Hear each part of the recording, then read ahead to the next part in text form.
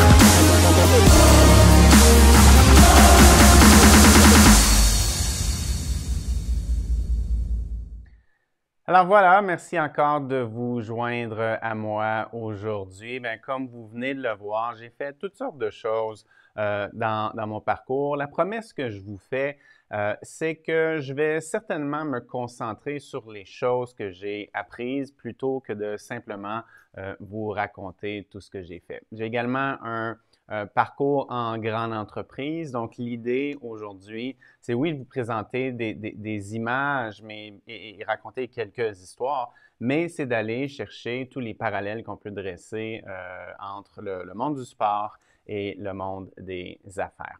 Et je vais commencer tout de suite avec deux raisons qui expliquent pourquoi, très tristement, il y a encore beaucoup de gens qui décèdent sur le mont Everest. Et je vous l'ai promis dès le début, hein, ce sera aujourd'hui inspirant. J'espère qu'on va sourire, qu'on va terminer cette conférence-là avec un petit peu plus d'énergie. Donc, débarrassons-nous des choses un peu moins roses dès le début. Donc, la raison pour laquelle les gens ne reviennent pas à la maison, ce n'est pas qu'ils n'ont pas de plan, qu'ils n'ont pas l'équipement qu'il faut, qu'ils n'ont pas l'équipe qu'il faut. C'est plutôt qu'ils refusent de changer leur plan lorsque l'environnement se met à changer autour d'eux. Et Dieu sait qu'en haute montagne, ça peut se passer rapidement et ça peut se passer fréquemment. Donc, refus d'adapter, de transformer, de changer le plan peut avoir des conséquences très lourdes en veston ou en crampon. Et à mon sens, la deuxième des raisons pour lesquelles on voit encore plein de décès en haute montagne, les gens deviennent obsédés avec une chose, c'est pas difficile de deviner quoi, avec le sommet. Et on oublie que le sommet, première des choses, c'est la marque de la moitié. On oublie que la chose la plus importante, c'est de revenir à la maison. Donc, et on oublie l'intention. On oublie la chose la plus importante, la mission. On oublie le message, on oublie l'héritage, on oublie tout ce que cette ascension-là doit vouloir dire en étant obsédé juste par une petite chose, le sommet. Donc, aujourd'hui, je vais me concentrer peut-être sur la première raison, hein, transformer son plan, être agile et puis tout ça. J'en profite donc pour vous convier à mon workshop qui aura une saveur beaucoup plus leadership, beaucoup plus comment on fait pour créer une mission qui va générer de l'engagement et qui va faire que tout le monde dans l'entreprise donne son maximum et génère des résultats.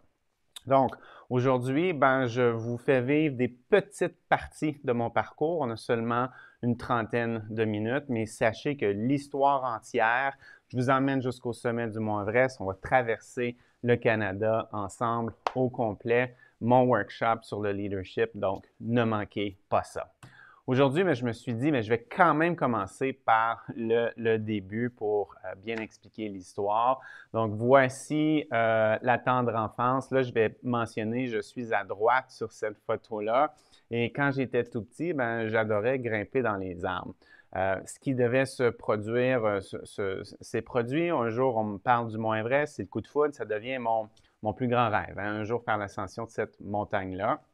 Et quelques années plus tard, il y a une tragédie qui se produit dans ma vie. Mes parents décident de m'envoyer à l'école. Et je blague avec ça. Évidemment, je blague et je dis que c'est une tragédie parce que c'est à l'école que je découvre que je suis complètement pourri dans les sports. Donc, plusieurs d'entre nous, on est passé par là, hein, être choisi le dernier dans l'équipe pendant plusieurs années. Mais ça a été mon histoire. Maintenant, aujourd'hui, je peux dire sans gêne, sans prétention, j'ai réussi dans les sports, mais je ne suis pas très bon dans les sports. Donc, deux choses complètement différentes qui peuvent coexister. Donc, la question devient, mais comment ce jeune homme-là, un jour, se réveille au sommet du mont Everest? Bien, dans mon parcours personnel, il a fallu commencer par changer l'histoire que l'on se raconte et la changer, la dessiner soi-même et la protéger, évidemment. Et cette histoire-là, dans une entreprise, il y a un mot pour ça. Donc, je vais toujours évidemment essayer de recoller toutes mes histoires à des sujets importants et pertinents pour vous tous qui êtes en affaires aujourd'hui. Le narratif qu'on partage dans nos organisations, il y a un mot pour ça et c'est la culture de l'organisation. Et la culture d'une organisation, c'est son système immunitaire. C'est ce qui protège l'entreprise lorsque ça va un peu moins bien. Et on vit tous, partout sur la planète, des moments de bouleversement en ce moment avec la crise sanitaire qui sévit. Donc, la culture, une culture forte, c'est ce qui fait qu'on va passer à travers des trucs comme ça. Et la culture n'est jamais testée quand ça va bien. Donc, c'est important d'y penser auparavant. Et la culture, qu'est-ce que c'est? Pour moi, c'est la somme des attitudes, des comportements et des actions de tout le monde dans l'entreprise, du dirigeant jusqu'aux nouveaux arrivés. Et bon, si on veut en rajouter, ces attitudes, comportements et actions-là, pas n'importe lesquelles. Donc, arrimer toujours avec deux choses. Premièrement, la destination finale, notre sommet, notre résultat en chiffres, en vente, peu importe ce que c'est pour vous. Donc, des attitudes, comportements, actions cohérents avec l'objectif. Et ensuite, aligné avec l'environnement actuel. Et comme l'environnement actuel, en affaires, COVID ou pas, souvent est en mouvance, ça prend une réflexion consciente autour de ces choses-là, d'identifier attitudes, comportements, actions qui sont cohérents avec là où on désire s'en aller. Quelques années plus tard, donc une vingtaine d'années, se produit et c'est à ce moment-là qu'il y a un obstacle un petit peu plus significatif qui se produit dans ma vie. Je suis diagnostiqué avec le diabète de type 1. Donc aujourd'hui, je porte une pompe à insuline pour vivre. De l'autre côté, il y a une petite sonde installée qui permet une lecture de glycémie. Je pourrais parler de tout ça pendant des heures. Donc c'est une couche de complexité gigantesque qui s'ajoute par-dessus des rêves qui sont déjà assez complexes, des ambitions sportives qui sont déjà assez complexes. Et bon, après 20 ans de réflexion, ce que je peux vous dire, c'est que même si le jour 1 est très difficile, donc c'est noir, c'est triste, on a l'impression qu'il y a quelque chose qui vient de nous arracher le droit d'être sur le fil de départ. Donc, oubliez les rêves, les ambitions, le sommet, les fils d'arrivée. On ne sait même pas si on va avoir le droit de commencer. Et c'est dur. 20 ans plus tard, moi, je vais vous dire, c'est une des belles choses qui se soit passée dans ma vie. Je pense que même si je pouvais, je ne le redonnerais pas. Et évidemment, il y a des petites choses qui sont inconfortables encore à tous les jours, dont je me débarrasserais avec plaisir. Mais ce qui me ferait mal au cœur de perdre, c'est que ce diagnostic-là est devenu un outil, est devenu un véhicule. Un véhicule d'exploration et de transformation personnelle. Deux raisons pour lesquelles j'ai de la gratitude. Première des choses, je n'ai pas eu le choix. Donc, souvent, il y a des bouleversements qui se passent qui nous forcent à réinventer, à faire les choses mieux et au final, on a énormément de gratitude pour ça. Et je pense que la crise sanitaire actuelle sera un très bel exemple avec, par exemple, le grand virage vers l'efficacité, l'automatisation, etc., qu'on est en train de prendre ou de continuer de prendre en affaires. Deuxième raison pourquoi j'ai de la gratitude envers la maladie, le diagnostic, c'est venu donner un sens à quelque chose que je voulais déjà faire. Donc, l'ascension du mont Everest, la traversée du Canada à la course, c'est parti de trucs qui étaient assez individuels et qui sont devenus pour la mission, pour le message, pour aider la communauté, les gens qui, comme moi, vivent avec cette maladie-là. Et je vais vous dire, c'est le carburant ultime. Ce désir d'avoir un impact-là, il n'y a rien de plus puissant que ça. Donc, au final, ce n'est pas tant la maladie elle-même, le changement, le bouleversement qui a eu l'impact positif, mais plutôt la posture que l'on choisit de prendre face à cette adversité-là. Et ça, c'est assez important. Et ça, dans nos organisations, j'ai commencé en parlant de culture et dans quelques instants, on s'en va vraiment dans le pratico-pratique, des trucs très concrets sur comment gérer le changement, faire de l'innovation, etc., etc. Cette posture-là, c'est un choix conscient, quotidien, qu'on doit prendre. Hein? Comment je vais me présenter aujourd'hui? Dans quelle valeur, dans quel comportement? On est très bon pour faire des listes de ce qu'on doit faire. Maintenant, posons-nous la question, comment je vais le faire aujourd'hui, avec quel impact souhaité? Donc, la posture, dès le début de mon diagnostic, même si ça n'a pas été facile, mais ça a été de dire, je vais essayer de faire quelque chose de bien avec tout ça. Et comme je vous l'ai dit, dans mon workshop sur le leadership, on va passer à travers toutes sortes de moments, avoir un petit peu plus de temps, mais on se catapulte maintenant au jour 1 de la traversée du Canada à la course. Pour donner quelques chiffres, hein, c'est 7500 km, c'est un marathon par jour ou presque pendant 9 mois pour passer de l'Est à l'Ouest du Canada à travers 4 saisons, toutes sortes de climats, une expérience d'une vie. Et bon, le jour 1, il y a énormément de joie. C'est un privilège de pouvoir commencer. C'est un projet d'1 demi-million de dollars qui a pris 2 ans à mettre sur pied. Donc, il y a une fierté, simplement une fierté d'être là, d'avoir réussi, à mon avis, l'étape la plus difficile, là, la planification et le financement. Et là, ben, on se lance. Et autour de moi, ben, il y avait toutes sortes de gens, les médias étaient là, tout le monde était bien content, mais moi, j'avais des craintes, j'avais des peurs à l'intérieur de moi. Je ne savais pas si j'allais réussir à trouver l'énergie nécessaire pour courir un marathon par jour pendant 9 mois. Et il y a un premier pas qui se fait. Et le message ici, il est là. Ce premier pas-là, comme leader, lorsqu'on le prend, sachez qu'il y a toujours des gens qui regardent. Et des gens qui regardent et qui se mettent à croire que si ça se peut, bien, peut-être qu'eux aussi peuvent faire des grandes choses. Donc, ce rôle d'influence-là, ce pouvoir d'influence-là et cette posture-là d'incarner en quelque sorte tous les changements, l'agilité, l'esprit d'innovation qu'on veut voir, si on l'incarne comme gestionnaire, bien, les gens vont vouloir faire partie de ça. Un autre premier pas, très puissant dans ma vie et beaucoup plus près de chez vous, le premier pas dans ce fameux ultra-marathon-là, que vous connaissez sans doute, dans le désert du Sahara. Donc, une course sur 5 jours, 250 km en autonomie complète.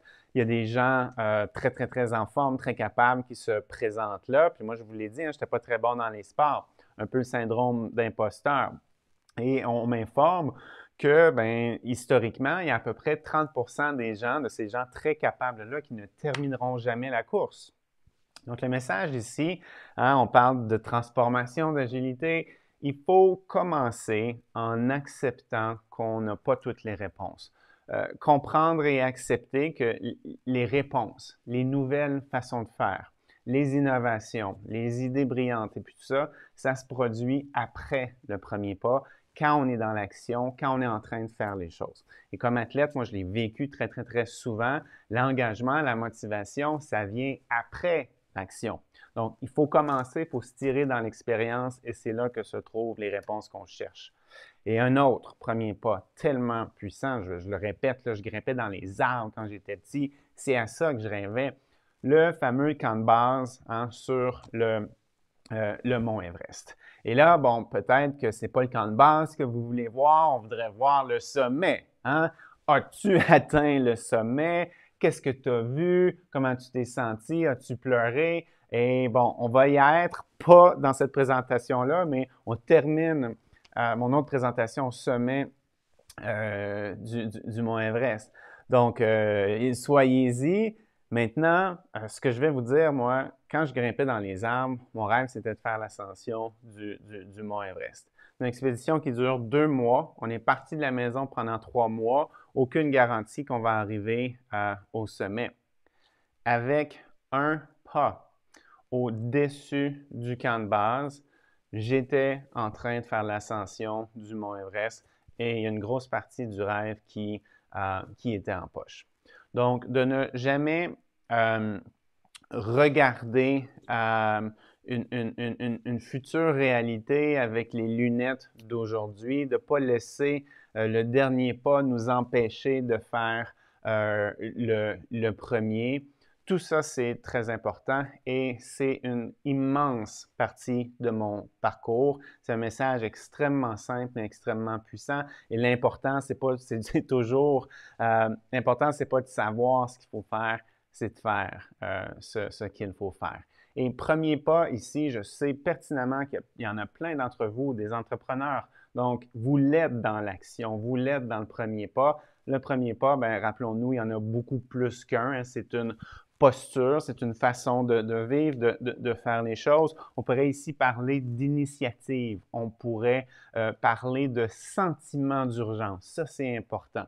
Sentiment d'urgence et un sentiment d'urgence qui n'est pas ancré dans la peur, hein, mais ancré dans un désir profond de toujours confirmer, valider sa pertinence. Et c'est un de mes mots préférés, ça, en affaires, la pertinence. Pertinence de nos produits, de nos services, et qui est toujours un signe de valeur, évidemment. Donc, on transforme pour cultiver cette pertinence-là. On se lance dans l'ascension. Aujourd'hui, je vais vous amener jusqu'au camp 3. Le premier obstacle qui sépare le camp de base du camp 1, c'est la fameuse chute de glace Khumbu. Un exemple très clair des défis qui nous y attendent. Il y aura des douzaines et des douzaines de crevasses comme celle-là qu'on doit traverser. Et maintenant, pourquoi vous montrer une photo quand je peux vous emmener avec moi sur cette crevasse-là? Donc, comme vous pouvez le voir, on est en crampons sur une échelle d'aluminium. Il faut amener la pointe de ces crampons-là exactement au bon endroit sur l'échelle. Les cordes de chaque côté sont dans les mains, en arrière du corps. Donc, on va se balancer vers l'avant comme ça, créer une tension dans les cordes et rester en équilibre de cette façon-là jusqu'à temps, évidemment, qu'on arrive à l'autre bout de cette échelle-là. Donc, on rentre vraiment dans le cœur de la présentation. Il y a toutes sortes de messages que je trouve puissants ici. Première des choses, une des questions qu'on se pose assez fréquemment en haute montagne, est-ce que je fais face à un danger ou est-ce que je fais face à un inconfort? Et la réponse est certainement différente en fonction du danger. Et quand c'est simple, ou de l'inconfort. Donc, quand c'est simplement un inconfort, c'est là où on doit faire preuve de résilience et de persévérance. Et quand c'est un danger, il faut avoir l'humilité et la sagesse de redescendre et de revenir avec peut-être plus d'expertise, plus d'équipement, etc., etc. Donc, il y aura toujours une ligne très, très fine entre résilience, persévérance, toutes ces belles choses-là, et déni, ou abandon, et puis tout ça. Souvent, cette ligne-là, elle a un nom, et c'est l'ego. Et en haute montagne, si on attend que ça aille mal pour rebrousser chemin, il est souvent trop tard. Donc, de savoir quand s'arrêter, c'est un art, ça demande énormément de sagesse. Et sachez que ce n'est jamais un signe d'abandon, mais c'est plutôt un petit peu une façon d'aller rechercher un petit peu plus de ressources pour pouvoir atteindre le sommet plus tard. Maintenant, la vitesse à laquelle nous pouvons adapter notre stratégie sur la montagne. Personne n'avait besoin de moi aujourd'hui pour savoir qu'il faut innover, pour savoir qu'il faut s'adapter. Maintenant, la vitesse à laquelle on réussit à le faire et à altérer ou à transformer le plan, c'est souvent signe de vie ou de mort en haute montagne et de réussite ou d'échec en affaires. Toujours un petit peu plus difficile chez les très grosses organisations, ce concept de vitesse-là. Et la fameuse flexibilité. Donc, on se présente au camp de base avec l'équipe, avec les Sherpas, tous ces gens magnifiques-là qui vont nous aider à atteindre le sommet. Donc, il y a certainement une stratégie qui est en place, mais il faut savoir aussi construire une partie du plan au fur et à mesure. Donc, cette fameuse flexibilité-là, qui ne doit pas être une réponse, mais plutôt une stratégie pour réussir. Et quand on est capable de voir le plan, non pas comme une carte, mais plutôt comme un coffre à outils. Donc, on arrive avec le plus d'expertise possible, avec l'humilité qu'il faut pour être capable d'abandonner une partie du plan pour qu'il reste aligné justement sur les conditions actuelles. Et si je pouvais traduire ça, ce que ça veut dire dans nos organisations, donc d'enrayer ce que j'appelle de la nostalgie corporative. Hein, quand on est trop attaché à une stratégie initiale, ben, si on réussit à faire ça, ça permet d'être plus flexible et de s'adapter plus rapidement. Donc, cet équilibre-là sur la montagne, il est sur l'échelle, toujours très important, évidemment. Donc, ça m'ouvre la porte pour parler de cet équilibre-là qui est essentiel entre opération et exploration. Donc, si on veut être profitable, bien, ça prend certainement des opérations qui sont rentables. Et bon, ça nous permet d'avancer maintenant. Et ça prend aussi la bonne quantité d'exploration. Donc, ça, c'est ce qui va nous permettre d'avoir du succès dans quelques mois, dans quelques années, dans quelques décennies. Et si l'équilibre n'est pas là, si on est seulement dans les opérations, mais c'est là où éventuellement on se fait dépasser par des compétiteurs et là, c'est un retard irrattrapable. Et si on est seulement dans l'exploration, bien, parfois ça donne des startups très, très, très sexy, mais qui ne sont pas nécessairement rentables et qui font des feux de paille. Après 10-12 heures de travail, on y arrive. Donc, on est au premier objectif, au camp 1. Le camp 1 qui est un endroit fascinant, un tout inclus, comme on dit ici. Et on va s'y asseoir pendant quelques jours. Et on ne fait pas grand-chose. Et en fait, ce qu'on fait, c'est on laisse le temps au corps de s'adapter à l'altitude. Une plus petite densité d'oxygène dans l'air pour être exact. Une fois que ça s'est fait, du camp 1, on ramasse tout, on s'en va au camp. Et là, peut-être que intuitivement, ce qu'on veut dire, c'est au camp 2. Et c'est une mauvaise réponse. Du camp 1, on remballe tout et on redescend jusqu'en bas, jusqu'au camp de base. Donc, l'ascension du mont Everest, c'est un processus qui dure 2 mois. Et la seule façon d'arriver au sommet, il faut monter, descendre, monter, descendre, monter, descendre et faire ça plusieurs fois. Et je vais vous expliquer pourquoi. Donc, on est de retour au camp de base. Qu'est-ce qu'on fait? On s'assure que l'équipement va bien, que l'équipe va bien, qu'on maintient cette alignement-là avec l'intention, avec l'équipe, etc., etc. Et bien, quand la bonne fenêtre météo rouvre, ben, on repart. Donc, mais il faut être prêt. Il faut être capable de repartir quand la fenêtre s'ouvre. Donc, cette agilité corporative-là, ben, c'est un peu l'art d'être toujours en mouvement. Cette habilité-là aussi à saisir des opportunités avant qu'elles ne disparaissent, ce qui implique qu'il faut avoir fait nos devoirs avant et être prêt en tout temps. Donc, on repart. Le même 10-12 heures de travail pour remonter au camp 1. On se rassoit là quelques jours et enfin, on atteint le camp 2 après une autre journée de travail pour monter plus haut. Pas beaucoup plus haut en altitude, excellent seuil d'acclimatation. Cela étant dit, on y reste presque une semaine. Et du camp 2, maintenant, on va aller au camp. Bon, et là, peut-être vous êtes tenté de dire au camp 1. Encore une fois, mauvaise réponse. On redescend jusqu'en bas, jusqu'au camp de base.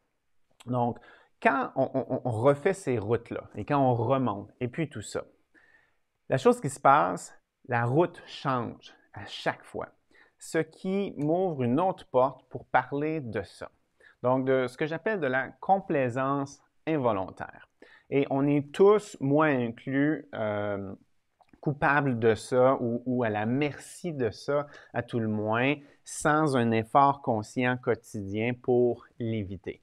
Parce que personne ne se lève le matin en se disant ben, aujourd'hui, moi, je vais être complaisant. Personne ne fait ça. Mais on a tendance, étant humain, à devenir confortable, à prendre de la confiance, de l'aisance, à prendre des fois des choses pour acquis. Et ça, si on veut aller from good to great, si on veut innover, cultiver cette position de leadership-là, toujours être en avant, tout faire pour enrayer la complaisance involontaire. Et comment on le fait? Bien, effort conscient quotidien. Et éventuellement, après plusieurs semaines en montagne, eh bien, on atteint le camp 3 pour la première fois. Donc, l'altitude est maintenant à 7000 mètres, 20 000 pieds en altitude. Ça commence à être très sérieux. Quand on est sur la poussée finale vers le sommet, c'est là où on embarque sur oxygène, on commence à consommer l'oxygène. Ceci n'est pas encore notre poussée finale vers le sommet. Alors, qu'est-ce qu'on va faire? On va aller au camp 3 une seule nuit sans oxygène. Pourquoi? On va aller rendre le corps le plus inconfortable possible pour qu'il se transforme le plus possible et qu'il offre la performance souhaitée lorsque ce sera le temps. Donc, et là, je peux vous dire une chose, vous avez beau aimer l'alpinisme autant que vous voudrez, il n'y a rien d'agréable dans cette nuit-là au camp 3 sans oxygène. Et le lendemain matin, on ramasse tout et on redescend jusqu'en bas, jusqu'au camp de base, jusqu'à la case départ. Donc, je l'ai dit d'entrée de jeu, je souhaitais que ça soit inspirant aujourd'hui. Et ben, tout ça, c'est profondément déprimant. Ben, évidemment, pour moi, et là, je vais apporter quelques changements à l'écran. Évidemment, pour moi, tout ça, c'est chargé de leçons. Avant d'entrer dans tout ce que je veux vous partager et de conclure dans quelques instants, pourquoi faut-il monter et descendre comme ça sur le Mont Everest? Quand on s'adapte à l'altitude, ce qui se passe à l'intérieur, c'est pas très compliqué. C'est le corps qui se met à produire plus de globules rouges qui transportent l'oxygène. Donc, avec plus de ces globules-là, on sera un petit peu plus efficace dans un environnement où il y aura une plus petite densité d'oxygène dans l'air. La beauté de ces cellules rouges-là, une fois qu'elles sont créées, bien, vont rester en vie, présentes dans le flot sanguin pendant quelques mois. Donc, s'adapter à l'altitude, c'est tout simplement d'augmenter la quantité de globules rouges dans le sang. Vous l'avez vu, on fait ça de façon proactive. Donc, le corps ne devine pas qu'il faut faire un petit peu plus de cellules. Ça n'arrive pas en regardant une montagne, tout ça. Donc, et là, on ramène toujours ça au sujet qui nous intéresse aujourd'hui, cette idée de transformation, d'agilité, de gestion du changement, d'innovation, la notion de proaction. est super importante. On ne change pas pour rattraper, pour se mettre à niveau. Idéalement, et les compagnies que l'on admire le font, elles le font en premier. Donc, ne faites pas que changer, mais faites-le en premier de façon proactive pour cultiver cette position de leadership-là. Il y a un mot que j'ai saupoudré un peu partout maintenant dans la présentation jusqu'à présent, ce concept d'alignement-là. Changer, innover et tout ça, on a tous des vies personnelles. Donc, changer, s'adapter au changement, ça ne doit pas nécessairement signifier qu'on en rajoute et qu'on rajoute du travail. Donc, c'est une question d'alignement. Aligner des nouvelles actions avec des nouveaux objectifs, ce qui signifie aussi qu'on devra arrêter de faire des choses. Donc, on a peut-être tous vu ça vient de Netflix, une compagnie qui innove, qu'on connaît tous. Ce concept-là est extrêmement simple. Stop, start, continue. Qu'est-ce que je dois arrêter de faire, commencer à faire et continuer à faire? Et comme ça, on garde l'alignement, on garde un équilibre aussi. Donc, c'est une question, c'est une réflexion qu'on devrait se poser avant chaque rencontre, avant chaque journée, chaque semaine. Et le plus difficile, c'est jamais commencer. Le plus difficile, c'est arrêter certaines actions auxquelles on peut être même émotivement attaché. Donc, il faut se demander s'ils sont alignés avec la stratégie et s'ils produisent des résultats. Maintenant, imaginez-vous, vous êtes au début des années 1950 avec la première équipe qui se rend jusqu'au camp 3. Le sommet du mont Everest n'a pas encore été atteint. Donc, ça s'appelle même pas le camp 3, vous êtes juste l'équipe qui s'est rendue le plus haut jusqu'à présent. Donc, vous êtes fiers et il y a même peut-être un peu d'ego. Peut-être que ça va être moi, ma petite personne, premier homme, première femme dans l'histoire. Mon nom va être dans les livres d'histoire, atteindre le sommet du mont Everest. Et là, il y a quelqu'un dans votre équipe qui dit « Moi, j'ai une bonne idée. Pourquoi on ne redescend pas jusqu'en bas demain matin? » Imaginez-vous, à l'époque, à quel point ça a dû être contre-intuitif, 100% contre-intuitif de redescendre, et c'était la route vers le sommet. Donc, on veut innover, on veut se transformer, on veut être agile, on veut gagner. Cette habilité-là à arriver à prendre des décisions, des actions qui sont parfois contre-intuitives. Évidemment, pas à outrance. Donc, protégeons nos organisations. Je comprends tout ça. Mais en prenant des décisions contre-intuitives, parfois on peut arriver à des très, très, très grandes choses et ça permet de se réinventer. À ce sujet-là, on est en format virtuel. J'aurais donc aimé être avec vous en présentiel, physiquement. Cela étant dit, c'est quand même efficace, ce virtuel-là. Il y a une confusion aujourd'hui entre innovation et adoption. Zoom, Teams, tous les outils de vidéoconférence, ça existait avant la crise sanitaire. On s'en servait beaucoup moins parce que c'était très contre-intuitif. Donc, c'est un excellent exemple, ça, d'action pas contre-intuitive qui nous privait d'énormément d'efficacité. Et la dernière chose que je vais dire ici, évolution des rôles. Donc, je ne peux plus me comporter de la même façon au camp 3 lorsqu'il faut que je m'attache sur la corde avant de sortir de la tente, tellement c'est dangereux, versus la façon dont je me comportais au camp de base quand on est hors de danger. Donc, dans nos organisations, en affaires, en veston, cette idée d'évolution des rôles-là. Jadis, il y avait une espérance de vie sur une date d'expiration sur des produits. Il faut saisir que maintenant, il y en a sur nos expertises. Il y a toutes sortes de firmes qui produisent toutes sortes d'études là-dessus, puis on commence à se rendre compte que c'est à peu près 5 ans. Donc, l'expertise d'aujourd'hui va être complètement obsolète dans quelques années.